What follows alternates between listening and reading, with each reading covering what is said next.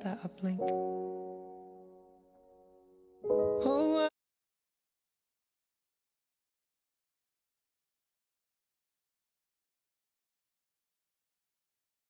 me up, but I know a heart that's broke is a heart that's Napaka-sweet naman ng anak ni Jong Hilario na si Sarina Hilario. Dumalaw nga ito dito sa kanyang lola ngayong death anniversary nito. Bukod nga sa nag-alay siya ng mga bulaklak dito, ay nag-alay din siya ng isang sayaw para sa kanyang lola. Habang ngang piniplex ni Sarina Hilario ang mga bulaklak na kanyang dinala para dito sa kanyang lola, ay nagsasayaw-sayaw at kumukumpas pa ang mga kamay ni Sarina. Napaka-sweet din naman nga na bata nito na habang ibinibigay ang bulaklak sa kanyang lola, ay hinahalikan pa ni Sarina Hilario ang larawan nito. Talaga namang napaka-sweet na bata nitong si Sarina.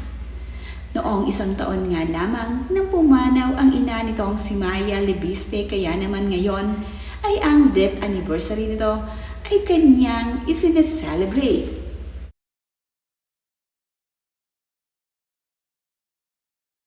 Kahit naman nga bata pa itong si Sarina Hilario, ay hindi niya nakakalimutan ang kanyang lola dito. Talaga namang mapagmahal na bata itong si Sarina. Kaya naman, ngayong death anniversary ay hindi nila pinalagpas ng kanyang mga magulang ang pagkakataon na hindi nila ito i-celebrate ng magkakasama. Nakakatuwa nga na sa ganitong pagkakataon ay talagang maaasahan itong si Sarina. Panay ang halik niya sa larawan ng kanyang lola at iniaalay ang bulaklak na ito sa kanya.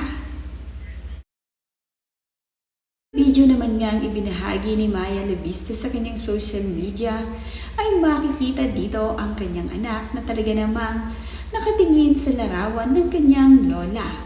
Ang isang piraso nga na bulaklak na ito na pinitas na si Sarina ay para nga daw sa kanyang lola at talagang ipinapakita niyang mabuti ang flower na ito.